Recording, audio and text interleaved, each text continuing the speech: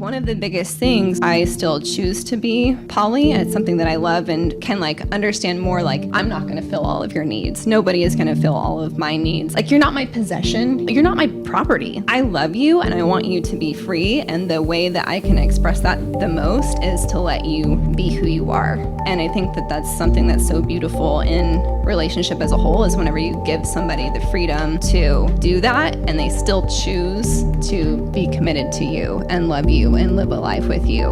But that doesn't mean it's fucking easy, and that doesn't mean that there's just sex happening all the time everywhere, that we're open to whatever.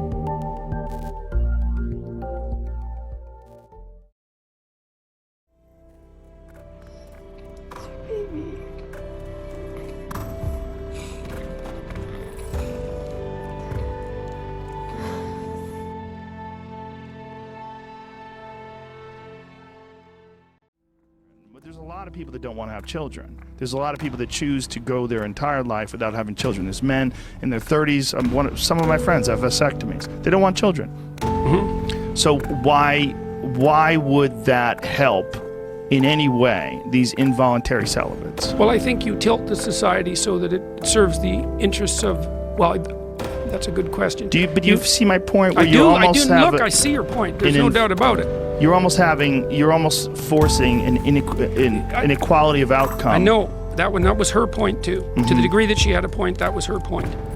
Now, but it's not. It doesn't run contrary to my opinions that the issue of outcome has to be addressed. I already said there needs to be a reason for the left and the right, mm-hmm. and that the problem with hierarchies is that they can get too steep and destabilize everything. Right. That does happen. That particularly happens in the sexual domain. And there's plenty of anthropological evidence for that. But you still might say, well, who cares? Because the men who are winning should be allowed to win, and the women should be allowed to choose. It's right. Yes, except that there's the problem of children. And so society steps in on behalf of the children.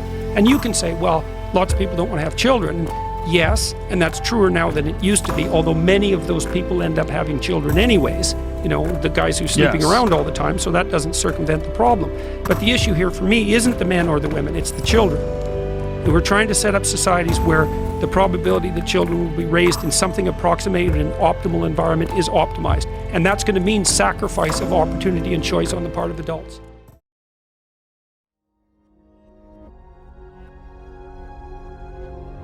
That what we're talking about mirrors what we're talking about in sports. It mirrors what we're talking about in business. It's everything else. There's going to be people that are better at all different aspects of life. There's going to be people that are talented in terms of getting women to like them. Yes, that's true. Well, that's why also, look, you see this. Right. Women are hypergamous, which means they mate across and up dominance hierarchies. And so if you're a male who's successful in a given hierarchy, the probability that you're going to have additional mating opportunities is exceptionally high. It's an unbelievably good predictor of that. That hypergamy is a very uncomfortable discussion. Yes, it certainly is. It's it doesn't very matter. uncomfortable. Well, there's plenty of uncomfortable discussions to be had. That's a big one, though. It is. The idea that it defines women's sexual choices by the fact that they want bigger, better. They want someone who's more successful, someone who's higher on the social ladder than what they're accustomed to or what they have now. Well, what women do is that, mate choice is a very difficult problem. So how do you solve it? Well, here's how women solve it. Throw the men in a ring, let them compete at whatever they're competing at, assume that the man who wins is the best man, marry him. Yes. It's a brilliant solution. It's a market-oriented solution. It's actually the solution that appears to have driven our evolutionary departure from chimpanzees. It's a biological solution. It's a biological solution, but it has a cost. What is the cost? Well, the cost is polygamy. And so we rein that in with enforced monogamy. And we do that in order to provide stable circumstances for children. Is a polyamorous society just as unattainable as this utopian Marxist idea? Yes, I think so, because it looks like, and this is another point I was making that didn't get covered in the article, although I wrote about it somewhat extensively on my blog, is that societies tilt towards monogamy across the world. It's human universal. Now, that doesn't mean that people don't have polygamous or polyamorous tendencies, because they certainly do. And it's certainly also the case that one of the ways that women gerrymander this system is that, the number of children who are in say you're married and you have children with your husband, but you also have an affair. So you have a child by another man. That's more common than anyone suspected. So part of the way that women solve the problem that you're just describing, and I'm not saying anything for this or against this, this is a purely factual biological claim, is they pick a monogamous marriage and they cheat with high status guys.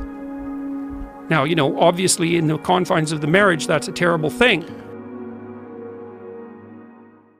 Women choose a safe man that is willing to be monogamous with them, and perhaps maybe they're above him in a social class or in sexually, and then they'll cheat with someone who is above well, it's them. It's common, but it's not the norm, right? It's still Right. the norm not to do that. The norm is fidelity, Right. But there's plenty of exceptions. And this is enforced monogamy, culturally, Yes. the norm. This Yes, is the well, very enforced definition of it. monogamy is this. It's like, okay, so my son's getting married in September. And so let's say he comes to me in a year and he says, hey, Dad, guess what? I've had 3 affairs in the last year and they've all been successful. I haven't got caught. Aren't I a good guy? What am I going to say to that? No. What the hell are you doing? That's not what you're supposed to be doing. That's enforced monogamy. Enforced monogamy meaning the people around you try to guide them in a way that you think is going to lead to a harmonious family Yes, life. it's built deep into the cultural norms. And if that starts to destabilize, then there's trouble.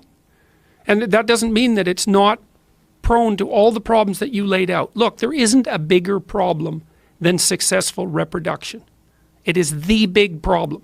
And all of the solutions that we've generated for it are full of flaws.